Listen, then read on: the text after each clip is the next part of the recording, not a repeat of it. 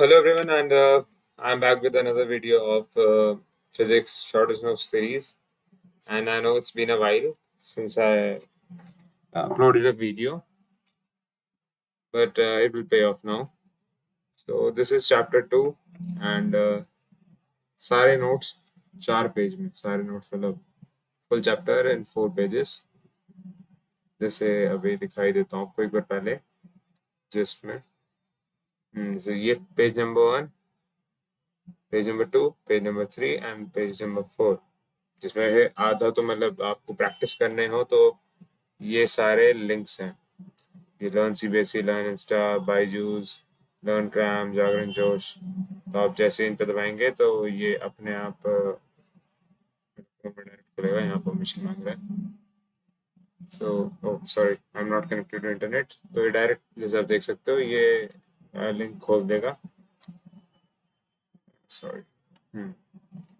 So for now अभी हम इसकी थ्योरी पूरी करते हैं. पहले सजेशन रहेगा आप नोट्स के साथ एक बार वीडियो कंप्लीट देख ले, बिकॉज काफी आसान हो जाता है समझने में उसके बाद. सो फर्स्ट हेडिंग पे आते हैं. चैप्टर का नाम है सबसे पहले इलेक्ट्रिक पोटेंशियल एंड कैपेसिटेंस. तो इसमें एक तरीके से हम दो चीजें पढ़ रहे होंगे. एक तो कंटिन्यूशन पिछले चैप्टर की इलेक्ट्रिक चार्जेस एंड फील्ड्स की, जिसमें अब हम वर्क डन के साथ डील करने वाले हैं. एंड दूसरा टॉपिक है कैपेसिटेंस. ठीक है, वो मैं अभी आगे जाके दिखाऊंगा आपको. Now one more thing, background में नॉइज बहुत ज़्यादा आएगी बिकॉज मेन रोड के साइड में ही हूँ मैं. तो काइंड इग्नोर दैट. सबसे पहला टॉपिक है या मतलब term we should all be aware of, that is potential energy. ठीक है, ये मतलब पता होना चाहिए.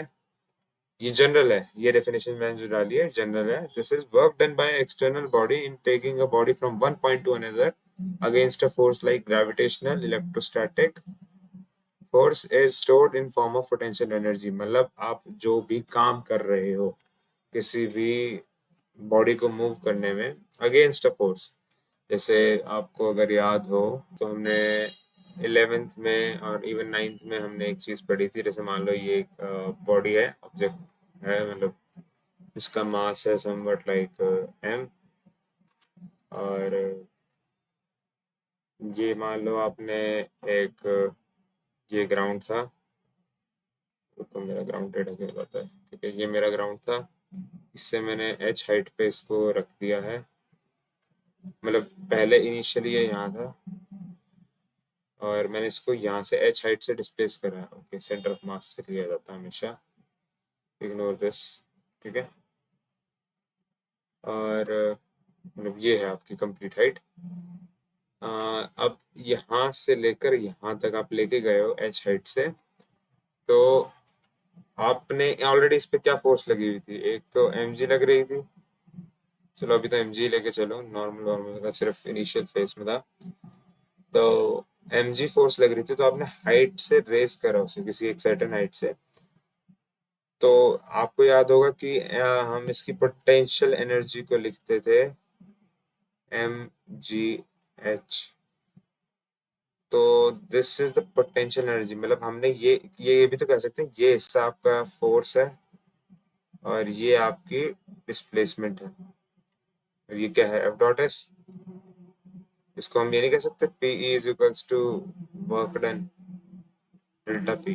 तो अब हम इसको देखने वाले हैं नेक्स्ट चीज. तो the work done in bringing charge from point X to point Y. मतलब अब हम इसको इलेक्ट्रिक चैप्टर के रेफरेंस में पढ़ने वाले हैं. Work done in bringing charge from point X to point Y.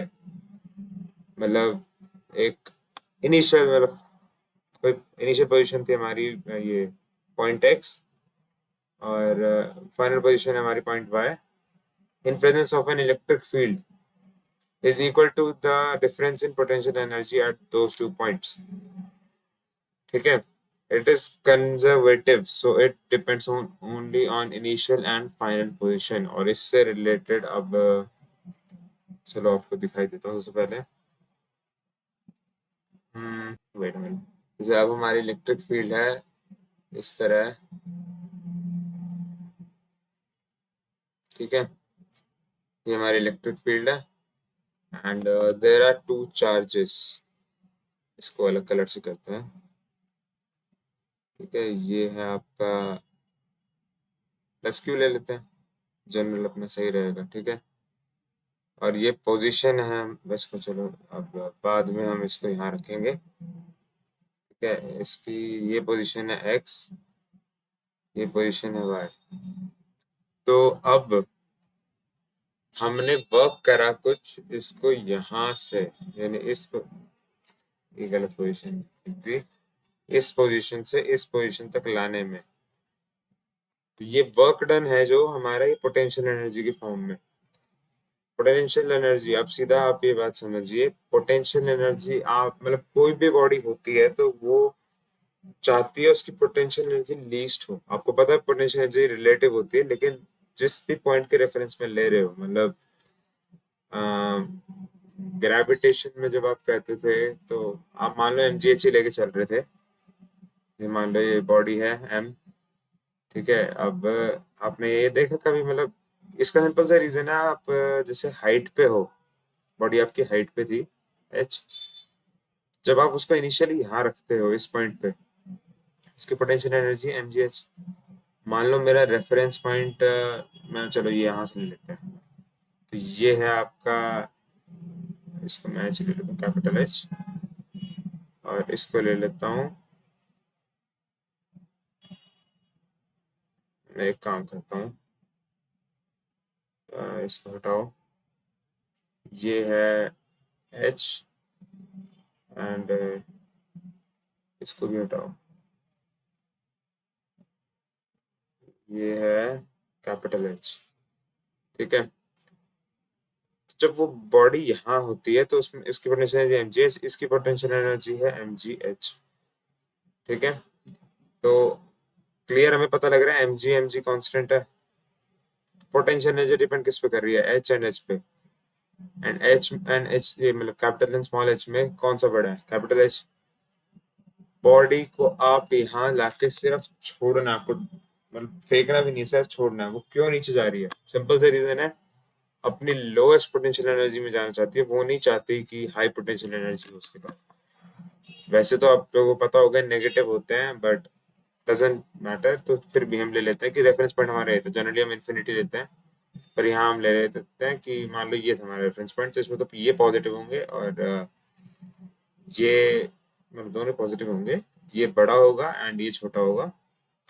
सो वो ज्यादा पोटेंशियल एनर्जी से कम पोटेंशियल एनर्जी पे आना चाहता है, ये जनरल फैक्ट है।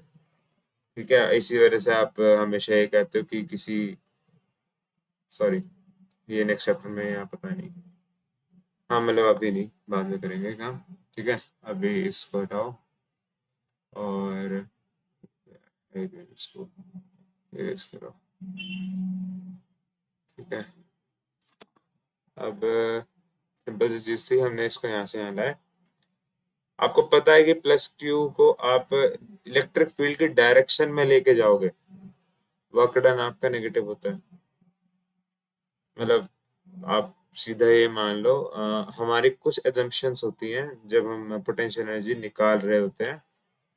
One of those assumption is कि ये मोशन जिसमें ये यहाँ आएगा, ये एक्सेलरेटेड मोशन नहीं होता। हम चाहते हैं कि वेलोसिटी हमारी रहे कांस्टेंट। ये सिंपल सी हमारी एक एजम्पशन है, ताकि मतलब अगर एक्सेलरेट होने दिया फिर तो समझ रहे हो ना कि इलेक्ट्रिक फील्ड की उसमें तो इसके ऊपर फोर्स क्या लगेगी, फोर्स लगेगी ई ई,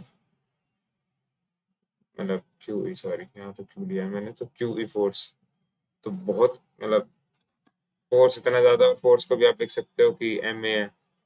मास तो इलेक्ट्रॉन का इतना, या जो भी चीज है वो छोटी सी चीज होगी तो वो इतना कम होता है, मान लो इलेक्ट्रॉन के केस में ले लिया, तो बहुत बड़ी वैल्यू आती है इसकी एक्सेलरेशन। मतलब ये मान लो एक सेकंड के लिए भी अगर मैंने इसको ऐसे चलने दिया, लाइट की स्पीड को क्रॉस कर देगी, जो कि प्रैक्टिकली पॉसिबल नहीं है। ये चलो वैसे हिग्स थ्योरी में आता है, इसको रहने दो अभी। तो राइट नाउ अभी मैं ये बता रहा था, ये सब हटाओ, क्या बकवास हो गई है।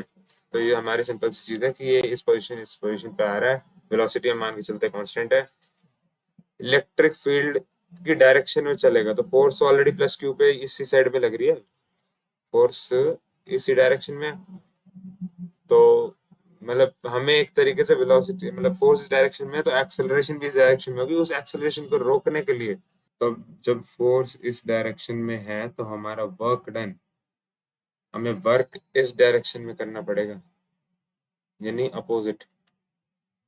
क्यों? एक्सेलरेशन रोकने के लिए, एक्सेलरेट नहीं करना चाहिए वो ऑब्जेक्ट। तो सिंपल सी बात वही है, यही चीज मैंने यहाँ लिखी हुई है, work done bringing charge from is equal to potential difference.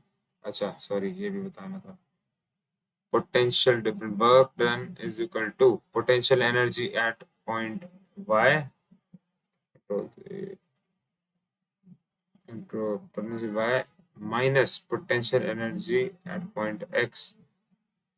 ठीक है, ये चीज है, मतलब एनर्जी जितनी यहाँ पर है, मतलब यहाँ पर है माइनस जितनी यहाँ पर पोटेंशियल एनर्जी, वो होता है हमारा वर्क डन। और आप इलेक्ट्रिक फील्ड के डायरेक्शन में जा रहे हो तो पोटेंशियल, मतलब इससे आप क्या इन्फर कर सकते हो कि पोटेंशियल एनर्जी के इलेक्ट्रिक फील्ड के डायरेक्शन में जाओगे तो पोटेंशियल एनर्जी आपकी कम होगी।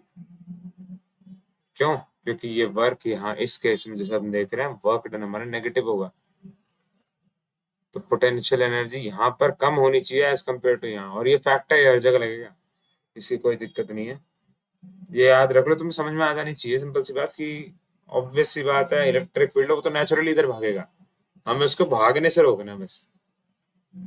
ठीक है, अब आगे कंजर्वेटिव है, हाँ इस कंजर्वेटिव पे बहुत प्यारा एक क्वेश्चन आता है, जैसे क्वेश्चन था कि ये आपकी इलेक्ट्रिक फील्ड है, एनसीईआरटी में भी है शायद ये, आई एम नॉट श्योर। ठीक है, अब मान लो ये आपका पॉइंट चार्ज, एक है point A, point B and point C, तो इन तीनों की पोटेंशियल एनर्जी, मतलब ये आपके हर जगह आता है जेई के अलावा, जेई में इतने आसान क्वेश्चन नहीं पूछे जाते, ये क्वेश्चन आपका सारे एंट्रेंस एग्जाम किसी प्राइवेट में दोगे, बिटसैट में दोगे, और मतलब इवन कोई भी CBSE, VIT triple E, SRMJ triple E, यानी डब्ल्यूबीजेई में पता नहीं शायद, आई डोंट नो, मैंने उसका इतना देखा नहीं है, बट हाँ मेजोरिटी जगह क्वेश्चन आता है इसकी पोटेंशियल एनर्जी के बीच में रिलेशन बताना होता है। कुछ महान लोग, पता नहीं क्या आ रहा होता है उनके मन में, वो कुछ अलग ही हिसाब लगाते हैं कि ये वाला पॉइंट दूर है, किससे दूर देख रहे हो, अगर इससे दूर देख रहे हो बेटा, यहाँ इसका इससे रिलेशन ही नहीं है, आपको सीधा ये देखना है कि ये और ये एक्चुअली, मतलब इनके बीच में यही तो मैटर करता है कि इलेक्ट्रिक फील्ड से क्या डिस्टेंस है, मतलब इसका एक ज्यादा बेटर एग्जांपल दे देता हूँ कि ये बीच में आपको कोई प्लस चार्ज है, ठीक है, अब इसके आसपास मान लो एक रिंग, नहीं रिंग भी नहीं, कोई फायदा नहीं है इसका रिंग लगाने का, ये पॉइंट ए है, पॉइंट बी है, पॉइंट सी है, पोटेंशियल एनर्जी बताओ, समझ में आ रही है? ये पॉइंट और ये पॉइंट, रेडियल डिस्टेंस देखना है ना, मैं तो हमें डिस्टेंस से मतलब होना चाहिए, मतलब पोटेंशियल एनर्जी ए और बी की, पोटेंशियल एनर्जी ले लेना है, चलो मैं कर ही देता हूँ इसे, potential energy of A is equals to potential energy of B, which is less than ही, मतलब डिपेंडिंग, अगर ये प्लस प्लस चार्जेस हैं, प्लस है प्लस है प्लस है, अगर ये प्लस चार्जेस हैं तो ये less than potential energy at C. ठीक है, ये एक क्वेश्चन था। अब नेक्स्ट, ये सेम चीज जो मैंने बोली, the absolute potential energy isn't of any significance, it is always difference between two points, fact है। मतलब इसका एक्सप्रेशन जैसे आप नीचे देख पाओगे, ये है एक्सप्रेशन K1 Q2/R। जब आपके पास कोई रेफरेंस ही नहीं है तो आप ये R डिस्टेंस किससे लोगे? समझ में आ रही है? हमेशा हम दो पॉइंट के बीच का डिस्टेंस लेके चलते हैं, तब जाके पोटेंशियल डिफाइन करोगे। मतलब वही जो ग्रेविटेशन में था कि आप किसी भी पॉइंट को रेफरेंस लेके निकालते हो उसे। आप कभी ग्राउंड को ले लेते हो, कभी बेंच को ले लेते हो, कभी आप इन्फिनिटी पे ले लेते हो। इसी वजह से एक हमने जैसे मतलब जब निकालते हैं ये एक्सप्रेशन है ना, ये आर दो डिस्टेंस के बीच में। अब इसमें भी हम एक्चुअली क्या करते हैं, पोटेंशियल एनर्जी एट, जैसे मैं आपको दिखाई देता हूँ सीधा, पोटेंशियल एनर्जी इस वाले चीज में भी हम क्या करते हैं, मान लो ये इस जगह पर है, एक बार इस जगह पर है, इलेक्ट्रिक फील्ड यूं है। रुक जाओ, मैं थोड़ा अच्छे से बनाता हूँ। इलेक्ट्रिक फील्ड ये डायरेक्शन है, ठीक है, मैं ज्यादा लाइंस बनाने के मूड में नहीं हूँ। अब पोटेंशियल एनर्जी हम निकालते कैसे हैं, या फिर पोटेंशियल डिफरेंस, पोटेंशियल मतलब जो भी है, पोटेंशियल एनर्जी हम निकालते हैं, रेफरेंस लेते हैं। जब कि हमने रेफरेंस ले लिया कि मतलब क्या ही रेफरेंस लिया, मैं सीधे शब्द में बताता हूँ। पोटेंशियल एनर्जी अब हम निकाल रहे हैं रिलेटिवली दो पॉइंट्स के बीच में। काफी बच्चे ये कह देते हैं कि इसका आंसर सीधा P एट, चलो इसकी पोजीशन का नेम दे दिया, एक्स और वाई है। This is P of x, यार क्या है P, कहाँ से आता है P ऑफ एक्स। इसको चलो मैं यहाँ से यहाँ लाया इस पर घुमा कर, ठीक है, माइनस P ऑफ वाई, ठीक है। अब मैं एक तो लाइन में लिखता हूँ P ऑफ एक्स, हाँ P ऑफ वाई, ठीक है, फाइनल पोजीशन है, इनिशियल पोजीशन है। तो जब हमने अभी बोला कि ये चीज तो डिफाइन है ही नहीं, ये हिस्सा डिफाइंड है ही नहीं। क्यों? क्योंकि पोटेंशियल एनर्जी अपने आप में उसकी कोई वैल्यू नहीं होती। तो अब हम कर क्या रहे हैं, इस केस में हम मान के चलते हैं इन्फिनिटी, मतलब मैं, ठीक है, इन्फिनिटी तक मेरी वाइट बोर्ड जाएगा नहीं, बट इस पॉइंट के रेफरेंस पे ले रहे हैं इन्फिनिटी के आउट में। इन्फिनिटी पे हम मान के चलते हैं पोटेंशियल एनर्जी हमारी जीरो है, जस्ट लाइक हम ग्रेविटेशन में करते थे। तो हम इस पॉइंट से इस पॉइंट तक का डिस्टेंस लेंगे, इस पॉइंट से इस पॉइंट तक का डिस्टेंस, मतलब ये समझ जाओ कि ये डिस्टेंस इन्फिनिटी इन्फिनिटी। अब उसकी डेरिवेशन मैं वो तुम्हें नोट्स में दिखा देता हूँ सीधा। डेरिवेशन, हाँ देखो यहाँ लिखा भी हुआ है, absolute potential energy can only be calculating assuming that potential energy at reference point is zero. हम जनरली इन्फिनिटी लेके चलते हैं, उसी हिसाब से हमने सारे फॉर्मूले निकाले हुए हैं। We take u at infinity is equal to 0. So work done in bringing from infinity to r distance is given by v work done by infinity, यानी infinity पे 0 और इस पे r, तो u r सीधा, मतलब समझ रहे हो ना expression. Now we are bringing charge q2 at distance r from q1, मतलब कहना क्या चाहते हैं हम कि सबसे पहले हम ये था इन्फिनिटी पे, इसको उठा के लाए किसी पॉइंट पे। अब सीधी सी बात है, जब और यूनिवर्स में कुछ नहीं था, यूनिवर्स खाली है, ठीक है, मैं इसको यहाँ से उठा के यहाँ ले आया, ना इलेक्ट्रिक फील्ड है ना कुछ है, क्योंकि इलेक्ट्रिक फील्ड तो तब आएगी ना जब ऑलरेडी कोई चार्ज प्रेजेंट होगा वहां पे।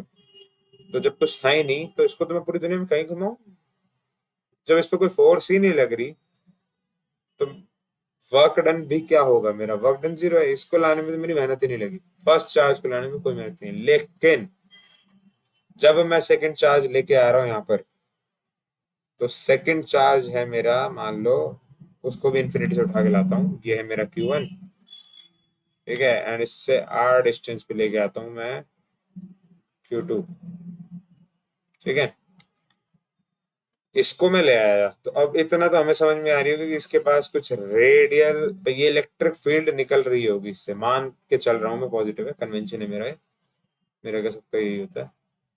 तो इससे इलेक्ट्रिक फील्ड निकल रही होगी, पक्की बात है। तो फोर्स लग रहा होगा इस पे, यानी इसको यहाँ से यहाँ उठाने में हमारा काम हुआ होगा कुछ ना कुछ, और उसी वर्क को निकालने के लिए हमने ये चीज लिखी हुई है कि कहा गया, हाँ, we are bringing charge Q2 at the distance R from Q1, exactly जैसा हमारी इस फिगर में है।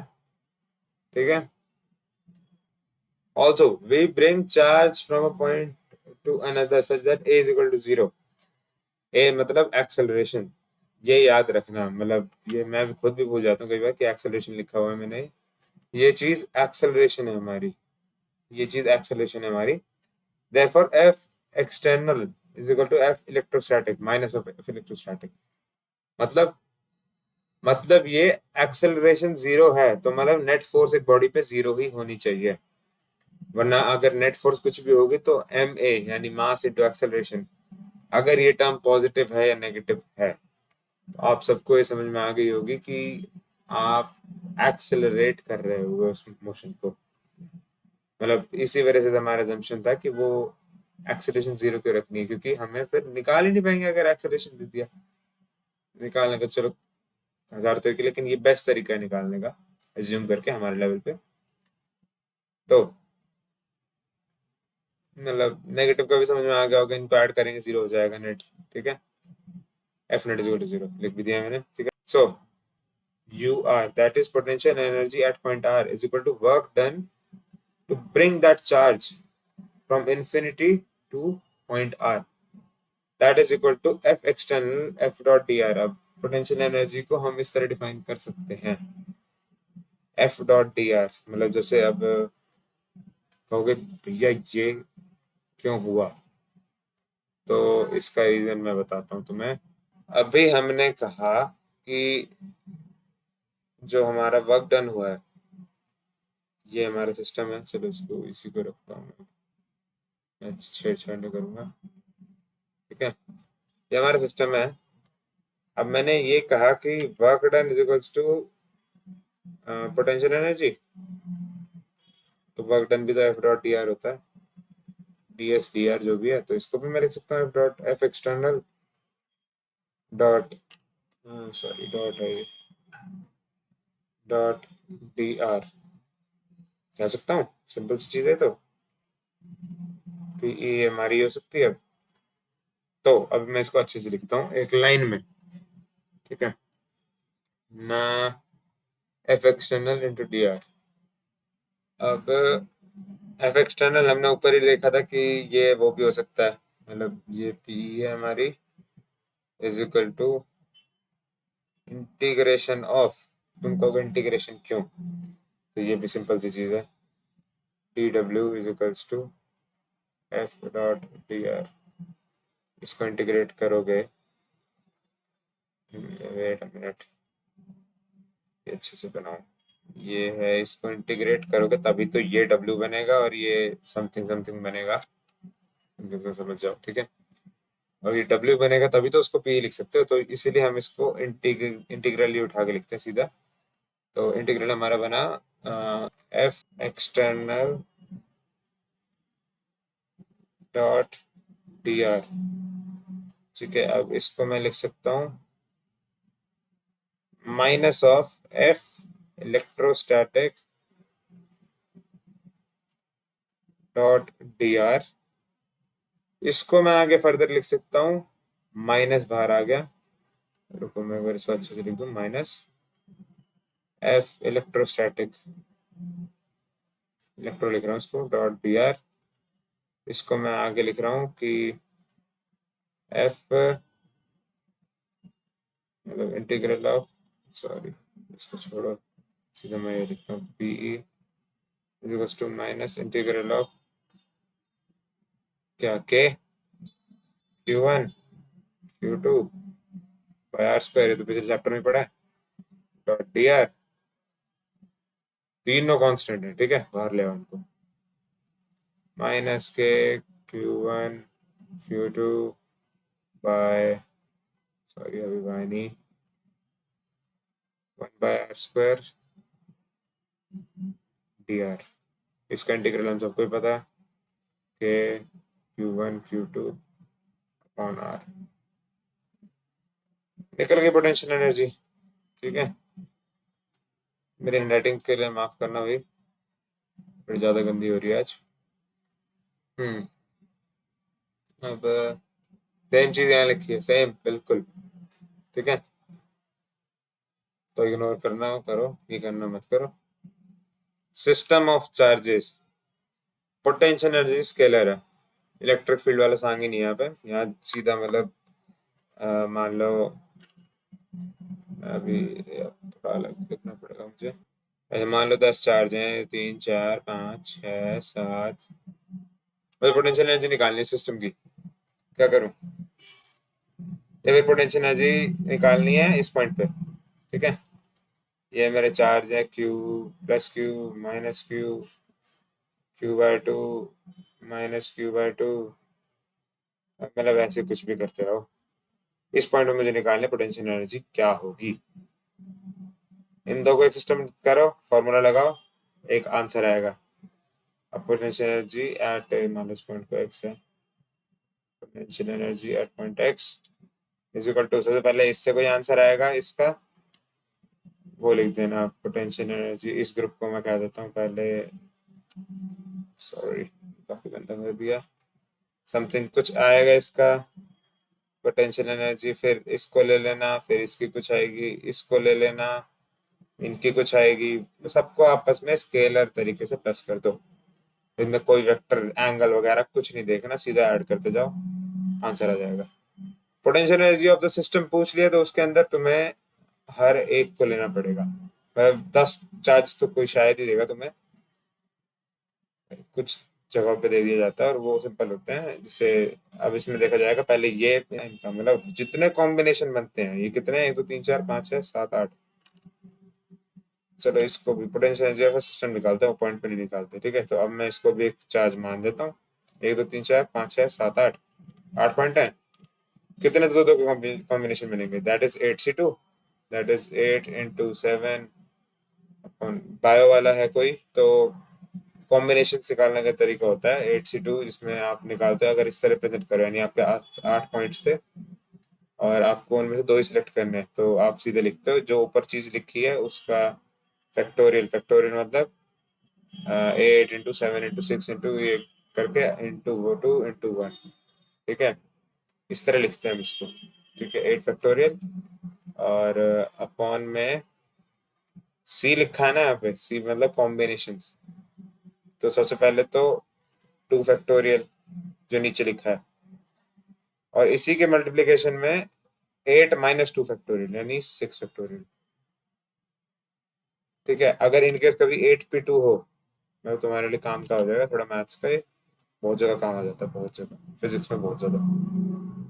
तो जहाँ पोटेंशियल एनर्जी निकालनी हो, 8p2 में ये टर्म गायब कर दोगे तुम, ये वाले नीचे नहीं लिखोगे, सीधा ये वाला और इसमें से ये माइनस करने वाला टर्म, यानी ये नहीं होगा, सीधा इसका आएगा 8 factorial upon 6 factorial, as simple as that. यानी ये बड़ा होएगा। परम्यूटेशन मतलब अब यहाँ तो ये था कि तुम्हें सब कॉम्बिनेशन चाहिए, तो मैंने पसंद मतलब कि मैंने पहले ये कॉर्नर चूज करा, ये करा, उसमें डिपेंड करता है तूने पहले क्यू और माइनस क्यू वाला ग्रुप बनाया या माइनस क्यू और क्यू वाला बनाया। यानी वहां दो बनेंगे, इन्हीं दो को लेके दो ग्रुप बन जाते हैं पी में। ये थोड़ा मिसलेनियस चीज थी, मैंने बता दी सिर्फ। तो 8c2 यानी 8 इंटू 7 इंटू, अब तुम समझ में आ रही होगी, ये 6 फैक्टोरियल होगा आगे वाला, तो 6 फैक्टोरियल, इसको हम 6 फैक्टोरियल लिख सकते सीधा। और अपॉन में हमारे पास 6 फैक्टोरियल और 2 फैक्टोरियल ऑलरेडी है, 6 6 तो कट जाएंगे, 2 फैक्टोरियल यानी 2 ही होता है, 1 से तो कुछ फर्क पड़ेगा नहीं। 4 28 कॉम्बिनेशन बनने वाले, 28 को निकालने तो बैठोगे नहीं, तो इसलिए इसका क्वेश्चन भी ऐसे ही आता है, सिंपल सा। ठीक है, ये हम्म, इसको क्यों नहीं करता, ये हाँ, ठीक है यार, इसको क्यों मान लेना सिंपल। अब पूछ लेंगे कि इस पॉइंट पे बताओ या तो पोटेंशियल एनर्जी, बिल्कुल जो सेंटर है क्यूब का, इसको हर तरफ से देखो बिल्कुल बीच में दिखेगा, या तो इस पॉइंट पे पोटेंशियल एनर्जी पूछ लेंगे, या इसको हटा के इस सिस्टम की, पूरे सिस्टम की पोटेंशियल एनर्जी पूछ लेंगे। अब उसमें क्या करना है, अब ये जो तुम्हारे जितने भी साइड्स वाले हिस्से हैं इन सबके तो सेम होगी पोटेंशियल एनर्जी, इतना तो बहुत सिंपल सी बात है, सबका आंसर सेम आने वाला है। और मान के चल रहा हूँ मैं सारे पॉजिटिव थे, क्योंकि क्वेश्चन सीबीएसई में इससे ज्यादा खतरनाक नहीं आ सकता। सारे प्लस क्यू ही होंगे, उससे ज्यादा कुछ नहीं होगा। तो कितने एजेस बनेंगे? 12 एजेस। तो 12 इंटू के क्यू, अब क्यू ही है सारे तो क्यू स्क्वायर हो जाएगा, के क्यू स्क्वायर अपॉन ये हुआ R square, sorry R, force नहीं है, के क्यू स्क्वायर बाय आर। तो 12 तो ये हो गए। अब हमारे पास कहते हैं 8 ही है, ये भी 8 ही पॉइंट हुए ना, मैंने इसलिए 8 वाला एग्जाम्पल लिया था। तो 8 है, अब हमारे बनने कितने चाहिए? 28, और हमने सिर्फ अभी 12 कवर करे। बाकी पॉइंट्स कौन से आएंगे? बाकी पॉइंट्स होंगे हमारे ये वाले, मतलब हर फेस पे दो के ग्रुप बनेंगे, 6 फेसेस है, तो यानी प्लस 12 इंटू के क्यू स्क्वायर अपॉन, अब ये डिस्टेंस कितना हो जाएगा? अगर ये ए है, ये ए है, तो ये मतलब ए तो नहीं, तो हाँ उसको ए ही रख देता हूँ, ये भी गंदा लग रहा है ऐसे देखने में। ये है ए, ठीक है, ये ए है ये, तो ये चीज हो जाएगी 2a, रूट टू ए। तो इसको मैं लिखूंगा √2a। अब कितना हो गया? 24। लेकिन भैया अब भी रह रहे हैं 4, तो वो 4 होंगे तुम्हारे इससे लेकर एक्सट्रीम अपोजिट, मतलब बिल्कुल अपोजिट वाले ज्वाइन करके, तो ये बन जाएंगे 4 इंटू के क्यू स्क्वायर अपॉन में √3a। पता ही होगा, तुम सॉलिड स्टेट वगैरह सब पढ़ चुके हो वैसे भी। कितने हुए? 12, गंदा लग रहा है देखने में, 12 12 4, 28 हो गए। तो तुमने कुछ नहीं छोड़ा, कैलकुलेट करो आंसर आ जाएगा, सिंपल सी चीज। काफी ज्यादा समझा रहा हूँ आज मैं, इसलिए टाइम लगेगा, इस लंबा लेक्चर जाने वाला है। इलेक्ट्रिक पोटेंशियल, इसमें फर्क क्या है? It is defined by the work done by external force to bring unit positive charge from infinity to that point. अब कहोगे भैया इन दोनों में फर्क क्या है? फर्क सिंपल सी चीज है, यूनिट पॉजिटिव चार्ज है 1 कूलम, सिंपल सी चीज। तो सिंपल सी चीज मतलब, वैसे तो देखो मैंने डेरिवेशन वगैरह कुछ बताई ही शायद है, हाँ सिंपल सी चीज है, मतलब दिमाग मत लगाना इसमें ज्यादा। अगर वैसे भी तुम्हारे सिलेबस में तो अब इस साल तो आएगा भी नहीं कि डिराइव करो कुछ भी, सिंपल सी चीज है। जो पिछला एक्सप्रेशन था ना इसमें, Q1 को 1 कूलम पर क्या होएगा, उससे गायब हो जाएगा वो। सीधा के Q1 Q2/R में से ये 1 कूलम हो गया, तो ये तुम्हारा क्या बचेगा? KQ/R, सिंपल, ठीक है। ये सिंपल सी चीज है, इसको दिमाग में रखना, KQ/R from a system of point charges. जब वो ऊपर वाली चीज स्केलर थी, तो इसका भी स्केलर सम होगा, सेम चीज है, मैं वापस रिपीट नहीं करने वाला। क्वेश्चन में ये जरूर देख लेना तुम लोग, जो तुम्हारा क्वेश्चन आता होगा, पोटेंशियल एनर्जी पूछिए या इलेक्ट्रिक पोटेंशियल पूछे, बस। लेकिन ये गलती बहुत बच्चे करते हैं। हालांकि तुमने 11th में अगर ग्रेविटेशन गलती से अगर अच्छे से पढ़ लिया हो, गलती से क्योंकि पढ़ते नहीं है बच्चे, तो तुम्हें शायद ही दिक्कत आएगी इस चीज में। लेकिन हाँ, सजेशन है मेरा, ये चीज समझ लेना। और ये चैप्टर कर लो तुम, ये दोनों पहले दो चैप्टर्स तुम कर लोगे अगर, तो एक तरीके से अगर तुम जेई वगैरह टारगेट कर रहे हो, तो तुम्हारा ग्रेविटेशन भी ऑलमोस्ट है, ऑलमोस्ट। कुछ चीजें हैं वहाँ फालतू, ठीक है। नाउ इलेक्ट्रिक पोटेंशियल अब हमने निकाला है फॉर अ डायपोल, ठीक है। अब डायपोल के लिए वन मोर थिंग, हम इसको डिपेक्ट करते हैं वी से, ठीक है। वी से डिपेक्ट कर रहे हैं, तो V of plus Q, V minus Q. अब सेम चीज यार, तुम देख लेना, इसको सीधा ऐड करा है हमने, सॉल्व करके ये आ जाता है। इक्वेटोरियल प्लेन के लिए भी आ गया। इक्वेटोरियल जब लाइन कही थी तो बोलने वाली बात नहीं चाहिए, बराबर हो गया,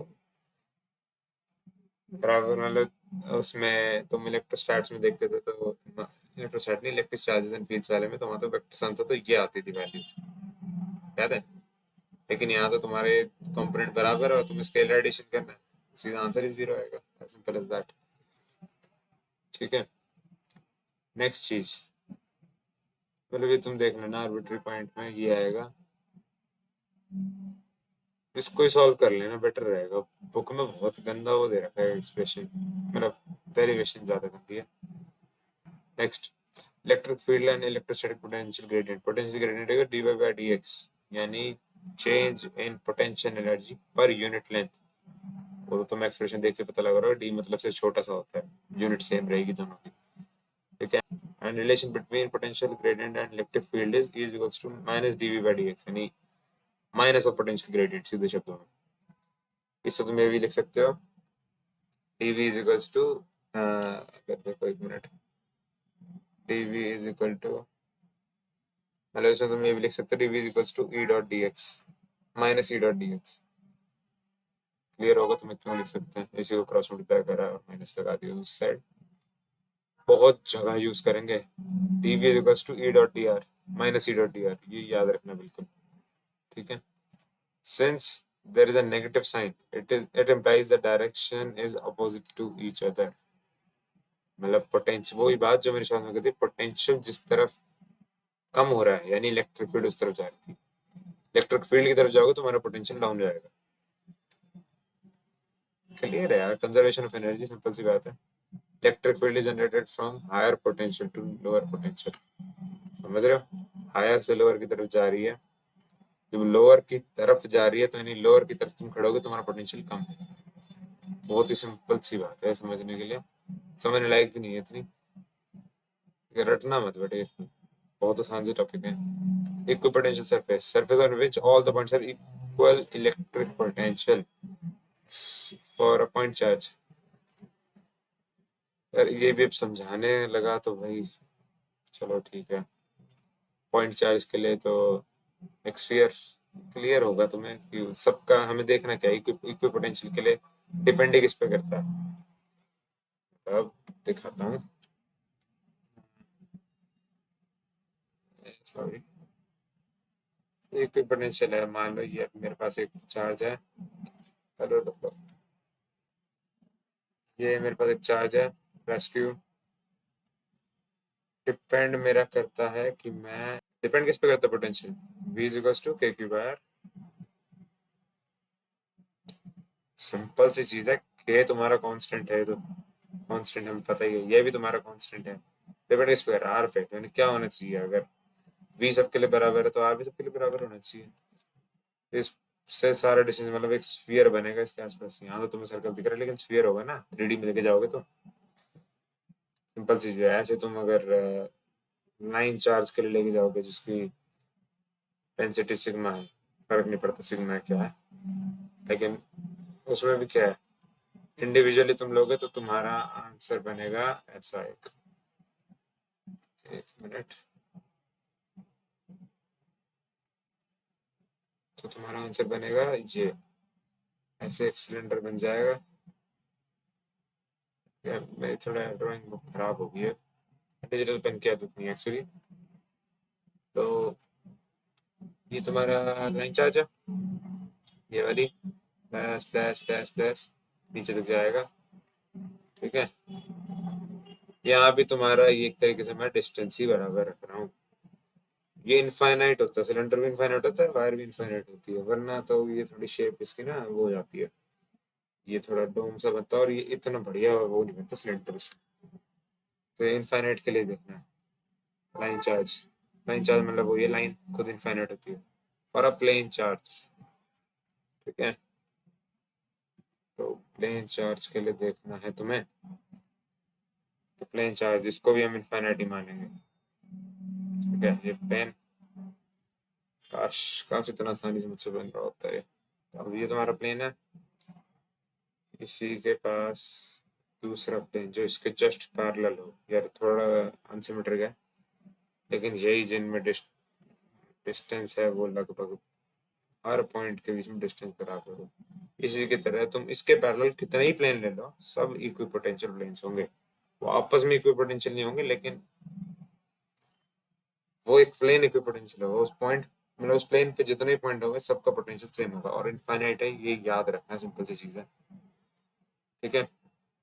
क्योंकि पोटेंशियल नेवर इंटरसेक्ट, सिंपल सी बात है, इंटरसेक्ट कर जाएंगे तो मतलब यार तुम्हारे दो प्लेन हैं, इन दो प्लेन्स में अगर इंटरसेक्शन, इस प्लेन पे तुम्हारा कुछ पोटेंशियल चल रहा था, इस पे कुछ और चल रहा था, यहाँ के मिल गए तो मतलब ये नहीं होगा कि वो जो पॉइंट ऑफ इंटरसेक्शन है या प्लेन ऑफ इंटरसेक्शन है या लाइन ऑफ इंटरसेक्शन है, प्लेन तो नहीं, लाइन ऑफ इंटरसेक्शन है, तो उस पर दो दो पोटेंशियल आ गए, दो अलग अलग, पॉसिबल है बात?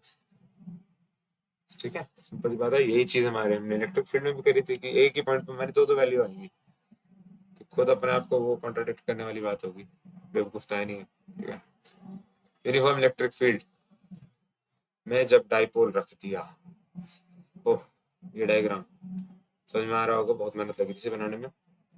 क्यूई माइनस क्यूई फोर्स लगेगा जैसे उठा के, मतलब इधर तुम्हें क्लियर होगा कि जैसी मतलब इलेक्ट्रिक फील्ड इधर जा रही है तो इस पे प्लस क्यू वाले पे इधर लगेगी, माइनस क्यू पे इधर लगेगी, तो तुम थोड़ा सा भी एंगल उठाओगे तो वो इक्विलिब्रियम की तरह शिफ्ट करेगा, जिसमें ये प्लस क्यू इस लाइन पे होता है और उस तरफ भागने की कोशिश करता है, माइनस क्यू इस तरफ भागने की कोशिश करता है, तो वो स्टेशनरी हो जाता है, फोर्स तो नहीं लगेगी, टॉर्क टॉर्क लगेगा बस। और अब व्हाट विल हैपन अगर मैं इसको बिल्कुल परपेंडिकुलर कर दूं, मैक्सिमम फोर्स लगेगी, एंड बियॉन्ड दैट मतलब यहाँ पे अगर ले जाऊं इसको इस तरह टेढ़ा, फोर्स तब भी यूं ही लगेगी, लगती रहेगी लगती रहेगी, लेकिन क्या होगा अगर मैंने इसको उल्टा रख दिया कि प्लस क्यू यहाँ रख दिया, माइनस क्यू यहाँ रख दिया, तो तुम्हें आज, पिछली बार तो मेरे पास थे नहीं इक्विपमेंट, आज मैं बना के दिखाता हूँ। तो इलेक्ट्रिक फील्ड है, ये डाइपोल है, ठीक है, ये सेंटर है इसका, minus Q plus Q, what will happen अगर मैंने, सॉरी मैंने इसकी ओरिएंटेशन चेंज कर दी जो,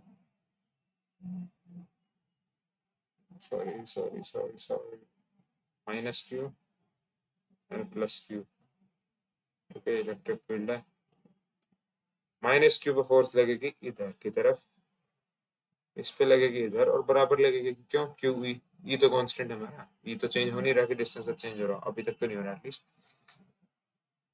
दोनों एक दूसरे को धक्का दे रहे हैं, बहुत अनस्टेबल चीज है। अगर मैंने इसको थोड़ा सा भी एंगल दे दिया, मतलब यहाँ से ये तो अभी तो बिल्कुल फ्लैट है, इसके साथ 0 डिग्री है, थोड़ा सा भी एंगल दिए ना, वो वैल्यू इसको इधर फेंकेगी, इसको इधर फेंकेगी, बहुत तेज जाएगा, वर्क डन बहुत कम होगा, रीजन बिंग आधे इस जर्नी के लिए वर्क डन पॉजिटिव होगा, आधे के लिए नहीं होता।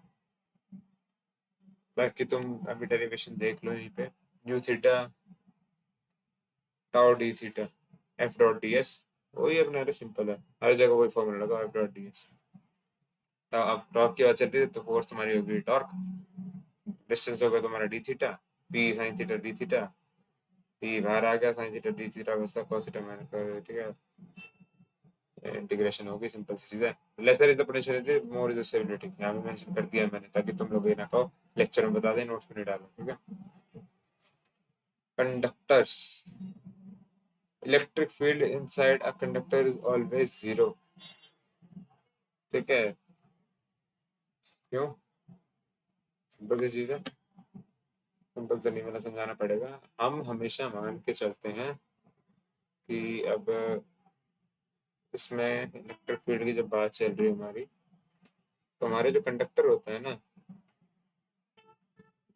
इसकी एक बहुत ही यूनिक सी प्रॉपर्टी होती है, क्या प्रॉपर्टी होती है वो, सबसे पहले तो चार्ज कहीं भी रैंडमली बिखरा होगा, अह, ठीक है मान लेना, वो नहीं होगा बनाने का, लेकिन जैसे इसके ऊपर से मैं इलेक्ट्रिक फील्ड मारूंगा ना,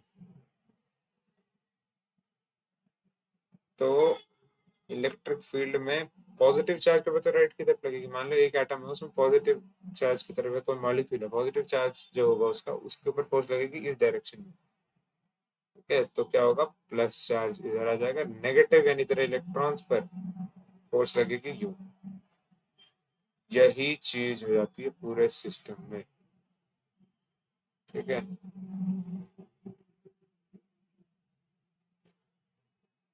पूरे के अंदर यही होगा, ये एक ऐसे एक रो होगी, दूसरी रो ऐसे हो जाएगी वापस, यही सिस्टम बनता जाएगा, ठीक है, एंड तक। अब क्या है, जैसे ये दिख रहा है तुम्हें, एक पेयर बन गए, या पेयर छोड़ो, ये तो दूसरा टॉपिक आ गया। इसी डायग्राम को मैं बाद में यूज करूंगा तुम्हें कैपेसिटर समझाने के लिए या डाइलेक्ट्रिक समझाने के लिए। इतना तो तुम्हें अब क्लियर हो गया होगा कि इलेक्ट्रिक फील्ड कहाँ की डायरेक्शन क्या होती है, पॉजिटिव से नेगेटिव। तो यानी ये पॉजिटिव से नेगेटिव एक डायरेक्शन पे बनेगा। इसका भी मैं तुम्हें सिंपल से बता देता हूँ, ये हिस्सा, ये कपल बनेगा एक, ठीक है। इसके बाद भी सेम चीज आ रही होगी, वो कपल बन जाएगा एक, सब कटते जाएंगे क्यों, जीरो जीरो होगा। लेकिन जीरो जीरो यार, मतलब तुम लॉजिक है एक सिंपल, लेकिन अभी तुम उसको रहने दो। अब एट द एंड जो तुम्हारे पास बचेगा वो है ये और ये। जितनी इलेक्ट्रिक फील्ड में लग रही थी ना, ये लगभग वैसे यार ये कैपेसिटर्स में है इस तरह। बट तुम्हें मान लो ये वाले भी जो कंडक्टर्स होते हैं, ये equal and opposite electric field बनाते हैं, पॉजिटिव टू नेगेटिव, ठीक है।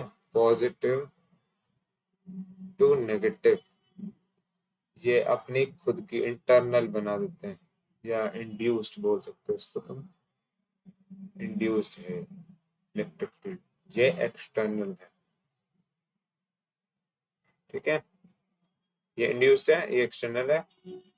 In case of conductors, E induced is equal to E electric. और यही रीजन है चार्ज फ्लो में, जो सर्फ चार्ज नहीं मतलब इलेक्ट्रिक फील्ड हमेशा सरफेस पे मिल जाएगी तुम्हें, लेकिन अंदर नहीं मिलेगी कभी। क्यों गाड़ी में कहते हैं कि गाड़ी में लाइटिंग के टाइम पे गाड़ी में बैठ जाओ, तुम्हारी एक तरीके से कैविटी है वो, उसके सरफेस पे जाएगा जो जाएगा, अंदर उसको कुछ नहीं आने वाला, कुछ भी, ठीक है। अब यही चीज, यही मैंने लिख दिया है इसमें, zero DV by D R is equal to zero. ये तुम्हारी इलेक्ट्रिक फील्ड जीरो है तो DV by D R zero है, यानी डीवी, अब ये मत कहना ये जीरो है तो वी भी जीरो होगा, क्योंकि डीवी बाई डी आर मतलब चेंज, चेंज जीरो है, यानी कांस्टेंट रहेगी अंदर, इनसाइड और सरफेस पे जो तुम्हारी पोटेंशियल है वो तुम्हारा कांस्टेंट रहेगा। ये बात याद रखना, कांस्टेंट होता है डीवी बाई डी आर, हमेशा क्या कहते हैं हम, change acceleration he change in velocity, यानी डीवी बाई डी। वो डीवी बाई डी जीरो है तो मतलब ये थोड़ी ना कि वेलोसिटी जीरो हो गई तुम्हारी। मैं एग्जांपल दे रहा हूँ, डीवी बाई डी मतलब चेंज जीरो है, यानी कांस्टेंट है वो चीज। मैथ्स में भी तुम हर जगह स्लोप जब निकालते हो तो तुम्हारा क्या बोलते हैं मैक्सिमम निकालते हो तो तुम देखते हो चेंज जीरो हो, मतलब ये नहीं है उस पॉइंट पे वैल्यू जीरो होगी, वाई जीरो होगा, नहीं, सिर्फ चेंज देखना है तुम्हें। Next, charges will flow only on the surface of conductor. हाँ ठीक है, सिंपल सी बात है। अब गॉसियन सरफेस अगर इसके अंदर हम मान के चलेंगे तो उसमें इलेक्ट्रिक फील्ड तो हमने निकाल ही लिया जीरो, यानी क्यू बाय एप्सिलॉन नॉट भी zero. Q by epsilon not zero, यहाँ तुम जीरो कह सकते हो, क्यों, एप्सिलॉन नॉट जीरो कर नहीं सकते, कांस्टेंट है, कर भी दिया अगर मान लो तो कुछ सिनेरियो बना देते हैं हम जानबूझ के। बेटा ये जीरो होता है ना तो इनफाइनाइट पहुंचता है, जीरो नहीं पहुंचता, तो क्यू ही जीरो होगा, ऑब्वियस सी बात है, अंदर कोई रेजिडुअल चार्ज नहीं होगा फालतू, ठीक है। सारा तुम्हारे सरफेस पे आएगा, जितना अंदर है वो अंदर कंजर्व्ड रहेगा, प्लस माइनस बराबर। Electric field are always normal to surface और any point on the conductor. क्या लिखा है, electric field are always normal to the surface. यार ये बोलने वाली बात है क्या है, मतलब आउटवर्ड होती है तो सिंपल सी बात है नॉर्मल होगी, और magnitude is sigma upon epsilon not. यार ये इलेक्ट्रोस्टैटिक्स में वापस नहीं करवाने वाले, वीडियो वाली जाके देख लेना। इलेक्ट्रोस्टैटिक शील्डिंग, जो मैंने अभी लाइटनिंग वाली बात बताई ना कि वो अंदर की तरफ कुछ नहीं होता तुम्हारे, तो अंदर भी तुम गाड़ी में जाके बैठ जाओ, बिजली गिरेगी कुछ नहीं होगा तुम्हें, जिंदा बच जाओगे। पता नहीं, ट्राई नहीं करा, बट थ्योरेटिकली तो ऐसे ही होता है कि नेट फ्लक्स जीरो है। तुम अच्छे से रीजन पढ़ लेना, मैंने बहुत प्यारी भाषा में लिखा है, सबको आ जानी चाहिए समझ में। डाइलेक्ट्रिक्स, अब डाइलेक्ट्रिक इज समथिंग जिसमें ये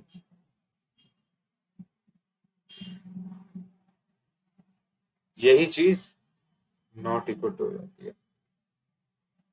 ठीक है, तो मतलब वो जो बना रही है वो अपोज कर पा रही है, लेकिन फुल्ली अपोज नहीं कर पाएगी। वो उसकी इंट्रिंसिक प्रॉपर्टी है कि वो कितना अपोज कर पाएगी, तो ये उसकी खुद की प्रॉपर्टी है जिसकी वजह से हो रहा है। ठीक है, they behave like conductors except for the fact that the net field is not zero and they are not conductors।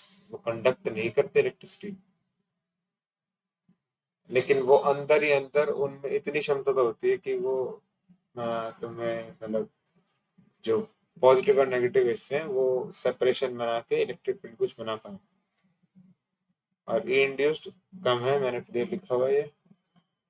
E net is equals to E external minus E induced, that is equals to E by K. तुम इसको ई by के के form में, यानी ई मतलब यहाँ पे है इलेक्ट्रिक फील्ड जो तुम्हारी एक्सटर्नल है। ठीक है, इसको ई मतलब एक्सटर्नल वाली है, वेयर के इज डाइलेक्ट्रिक कांस्टेंट। इस चीज को कैपिटल के है, ये भाई ये गलती मैंने बहुत ज्यादा मतलब मैंने ही कर दी थी, तुम्हारा तो मैं क्या ही कहूँ। तो ये के है ना, स्मॉल के मत लिख देना। मेरी आदत थी स्मॉल के लिखने की और साल के एंड में कंफ्यूज हो गया था। अपनी गलतियां बता रहा हूँ, सीख लो थोड़ा। ठीक है, तो ये के कैपिटल वाला है, इसको स्मॉल के से लेना देना नहीं है। रिलेशन निकाल सकते हो, लेकिन वो भी काफी चीजों और चीजों पर डिपेंड करेगा। बट स्मॉल कभी लिखने की गलती मत करना। Polarisation, dipole movement per unit volume. भाई अब इसको भी मैं क्या ही बताऊं, डाइपोल मूवमेंट तो तुम्हें पता ही है, क्या निकालोगे उसको तुम। यार क्या ही बताऊं, सीधे तुम डिवाइड कर दो, अगर ऐसे कुछ पर यूनिट वॉल्यूम। डायमेंशन निकालनी हो तो उसको एल क्यूब से डिवाइड कर दो, वरना इसको भी देख लेते हैं थोड़ा और। पी से रिप्रेजेंट करते हैं, P is equals to psi in net. ठीक है, साई को हम बोलते हैं, ये ग्रीक अल्फाबेट है, electrical susceptibility of dielectric medium, susceptibility होती है। ठीक है, इस रिलेशन को यूज करके तुम थोड़ा डील कर लोगे ये।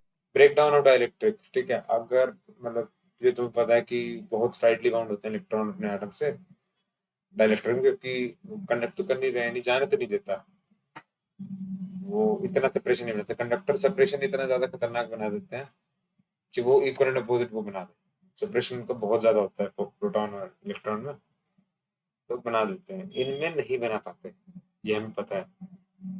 ठीक है, मान लो मैंने इलेक्ट्रिक फील्ड बहुत भयानक सी दे दी कुछ, उसमें डायरेक्टर में बहुत भयानक मैंने इलेक्ट्रिक फील्ड दे दी, तो मुझे लगता है फोर्स भी बहुत ज्यादा लग जाएगी। इलेक्ट्रिक फील्ड क्यू ई बढ़ाता गया मैं, क्यू तो नहीं बढ़ेगा, ई बढ़ाता गया बढ़ाता गया बढ़ाता गया, एक लिमिट के बाद वो जो बॉन्ड के बीच में उनकी स्ट्रेंथ थी, बॉन्ड स्ट्रेंथ है जो उनकी, या फिर उनकी जो इलेक्ट्रोस्टैटिक स्ट्रेंथ है, मैं उसको ओवरकम कर जाऊंगा, उस अट्रैक्शन को, प्रोटॉन और इलेक्ट्रॉन को ओवरकम कर दूं, तब ब्रेक डाउन हो जाता है। तब हर चीज मतलब उस एक सर्टेन वोल्टेज के बाद, या मतलब हर एक सर्टेन एनर्जी प्रोवाइड करने के बाद हर चीज एक कंडक्टर की तरह बिहेव करती है। अगर तुम 2 लाख वोल्ट दो, मजाल कोई बचेगा तुम्हारे सामने, सारे कंडक्टर मिल जाएंगे, तुम्हारा सिल्वर हो प्लास्टिक हो, सब कंडक्टर है। ठीक है, मतलब ये मैं एक आर्बिट्रेरी वैल्यू थी, ये नहीं कह रहा मैं 2 लाख के बाद सब हो जाता, ऐसे बोल दीजिए करोड़ ले लो, फिर तो पक्का में हो जाता है चीज। नेक्स्ट चीज, ब्रेक डाउन ऑफ, इसको ऑफ कर लेना, डी नहीं है, मैं भी कर दूंगा अपनी तरफ से try. Electric field strength, the minimum value of electric field which causes a phenomenon, इस फिनोमेनन कॉज करना इलेक्ट्रिसिटी, यानी जो मैं बता रहा था क्यू ई, क्यू ई मतलब ई ई ही हो गया एक तरीके से, क्यू ई जो मानना जो मानना मानो, तो ई ई क्यू ई जो भी है उसमें ई की मिनिमम, क्यू तो तुम्हारा कांस्टेंट होगा जो भी ले रहे हो, ई ले रहे हो पी ले रहे हो जो भी है, तुम्हारा इलेक्ट्रिक फील्ड वेरिएबल है जो तुम चेंज करते हो, तो उस फिनोमेनन को कॉज करने के लिए कितना चाहिए। बता दिया कि when it exceeds the field strength of air, sorry sorry sorry, ये है ऊपर वाले के लिए, फिर बता दे लाइटनिंग में चार्ज जो होता है क्लाउड पे, वो बना देते हैं, इलेक्ट्रिक फील्ड बनाते हैं। और जब फील्ड स्ट्रेंथ बन जाती है लगभग 3 × 10⁻⁶, विच इज 3 मिलियन वोल्ट पर मीटर, जिसको तुम कह सकते हो 30 लाख वोल्ट पर मीटर। मतलब मैं गलत था, लाख में नहीं होगा, पर ये तो एयर में है। ठीक है, इसके आसपास काफी वैल्यूज होंगी। लाइटनिंग हो जाती है क्योंकि टेक्निकली तो एयर इज एन इंसुलेटर, या फिर poor conductor, very poor conductor. तो इतनी वोल्टेज पे तो वो भी कंडक्टर बन जाता है, उसके थ्रू भी लाइटनिंग आ जाती है। तो ये सिंपल सी चीज है, ठीक है। अब एक बहुत इंपॉर्टेंट टॉपिक है, कैपेसिटर्स, कैपेसिटेंस। कैपेसिटर है एक ऐसे डिवाइस होते हैं जो चार्ज स्टोर करने के लिए यूज होते हैं। और मैं तुम्हें बता दूं, काफी बच्चों को चीज नहीं पता होती, तुम याद रखिएगा प्लीज, इज्जत बचाना हमारी। कैपेसिटेंस में जब मैं इसको वन कर दूंगा, पोटेंशियल डिफरेंस को वन कर दूंगा, तो क्यू वाली वैल्यू सी मैग्नीट्यूड वाइज होगी, लेकिन यूनिट्स जो होंगी वो तुम्हें ये इस इनकी यूनिट्स को डील करके जो वैल्यू आएगी वो मैग्नीट्यूड तुम्हारा बराबर हो जाएगा चार्ज स्टोर्ड वाला और ये सब, ठीक है। अब एसआई यूनिट 1 फराड, बहुत बड़ी वैल्यू होती है, फराड कभी यूज नहीं होगा। Micro farad, nano farad, micro farad भी बहुत आगे जाके होगी ये फिर, चलो ठीक है, मैं मान लो आ सकती है। नैनो ही ज्यादा यूज होती है उसे, बट ठीक है। एट मैक्स माइक्रो की जरूरत है। सिंपल रीजन अभी बाद में बताऊंगा क्यों। Depends on material, shape, size, dimension and medium. Medium मतलब किस मीडियम में रखी गई है ये चीज, ये तुम्हारे कैपेसिटर का सिंबल है। और वेरिएबल वाला है, ये फिक्स वाला।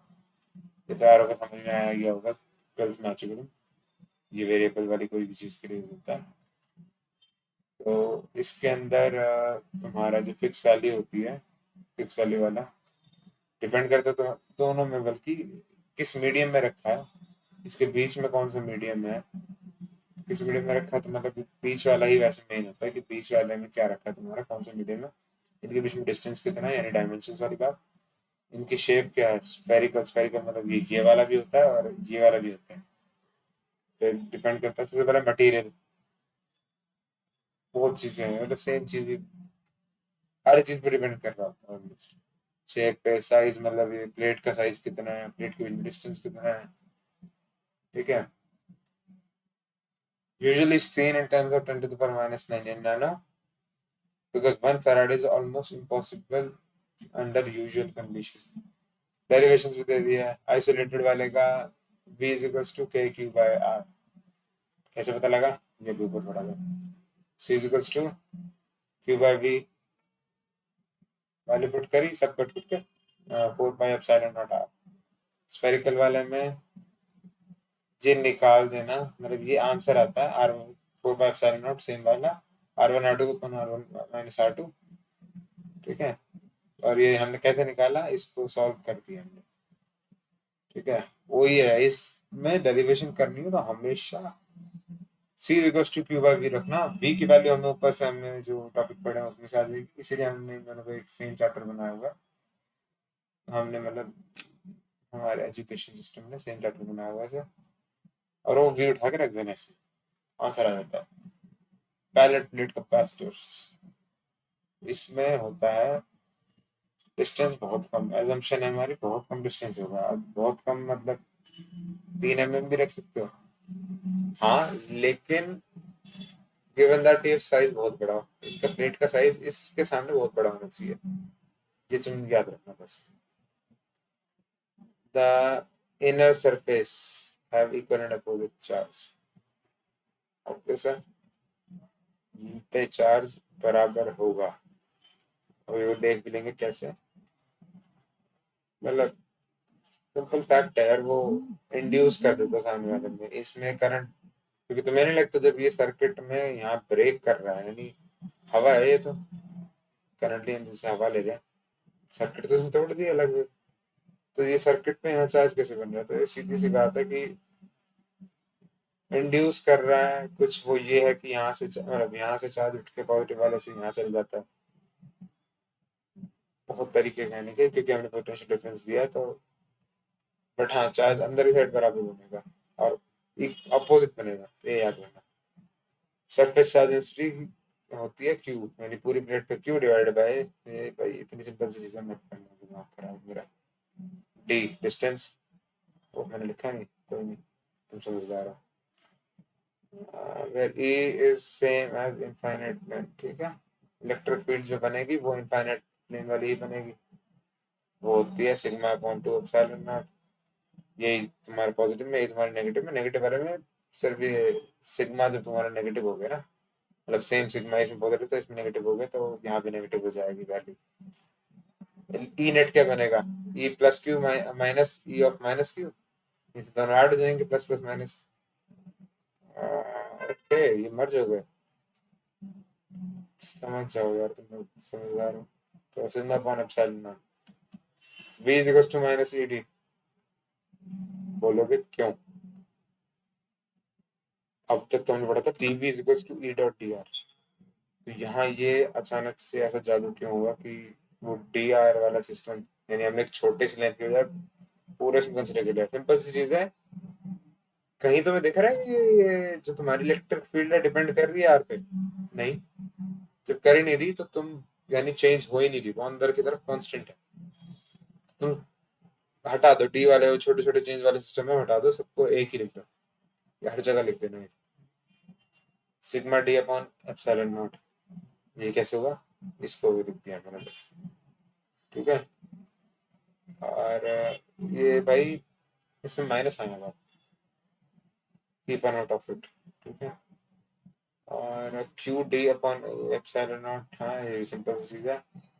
ये हमने इसमें क्या करा, सिग्मा को हमने लिख दिया क्यू अपॉन ए, डी और एप्सिलॉन नॉट पहले थे, वी निकल गया, वही क्यू बाय वी में रख दो उठा के, ए एप्सिलॉन बाय डी। ये सिर्फ प्लेट के अंदर होता है, बाहर नहीं होता, ठीक है। बाहर वो जीरो हो जाएगा, ठीक है।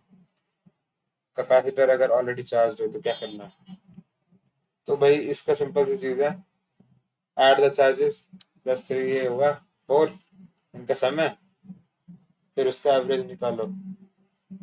एवरेज कितना होगा, दो। अब दो तुम रख दो बाहर वाली साइड, यानी प्लेट के इस साइड, ठीक है। और इसको, अब ये माइनस थ्री था, अब ये आइसोलेटेड है बिल्कुल, तो टू में फिर यहाँ में कितना रखूं कि वो माइनस थ्री बने एट दी। ऑब्वियस सी चीज है कि मैं उसको रखूंगा माइनस फाइव, तो यहाँ माइनस फाइव हो जाएगा यहाँ, और यहाँ बिल्कुल इक्वल एंड अपोजिट रखना है, तो यहाँ प्लस फाइव हो गया, और यहाँ कितना आएगा, प्लस टू, ताकि ये सेवन मिल जाए। और ये भी एक फैक्ट है कि बाहर वाले हमेशा बराबर होंगे, साइन भी सेम होगा, और अंदर वाले, बाहर अंदर वाले बिल्कुल बराबर होंगे मैग्नीट्यूड वाइज, लेकिन साइन उल्टा होगा, ठीक है। दो पेज हमारे हो चुके हैं, but we have a direct inside for complete field, तो हम के से मल्टीप्लाई कर देते हैं। ये चीज देख लेना तुमने क्यों करा हमने, पार्शियली फील्ड में हम इलेक्ट्रिक फील्ड्स मतलब अलग अलग इनको सेपरेट मान के चलते हैं, तो ये भी तुम देख लेना, इसमें समझ में आ जाएगा तुम्हें कि इस वाले में इलेक्ट्रिक फील्ड इतनी है, इस वाले में इलेक्ट्रिक फील्ड इतनी है, तो v is equals to this this this this, मतलब वही कि वेरिएबल तो है नहीं कि डिस्टेंस मैटर करिए, तो हमने जो ऊपर यहाँ यूज करा था कहाँ गया, इसी एक्सप्रेशन को अलग अलग ईज के लिए ऐड कर देना, सिंपल सा आ जाएगा D equals to minus C K, और वही उठा के C upon equals to by V में उठा के रख देना। नाउ इनका कॉम्बिनेशन कैसे बनना है, सीरीज के लिए charge is same on all capacitors, potential difference is same along all capacitors, वही। ये तो मतलब पोटेंशियल डिफरेंस पैरेलल में, तो यार ये तो मान के चलो तुम, ये रेजिस्टर हो कुछ भी हो, पोटेंशियल डिफरेंस पैरेलल में हमेशा सेम होगा, और चार्ज इसमें सेम होगा। अब तुम कहोगे चार्ज क्यों, इसके पीछे कोई रीजन या फिर ऐसी कोई चीज जिसे हम याद रख सकें, तो वो भी मैं बताऊंगा। Sum of potential drop is equal to voltage applied, series में ऐसा हमेशा होता है। Sum of charge on capacitor to sum charge on equivalent capacitor, ठीक है, ये चीज है।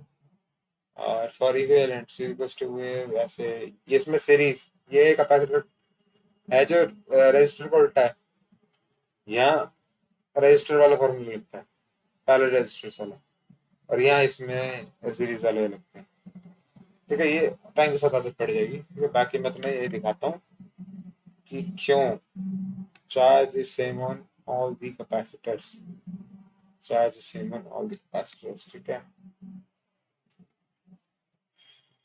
मान लो अब तुम्हारे पास सर्किट था, ये बन के हमारे कैपेसिटर्स, ठीक है, कोई समझ बना यार।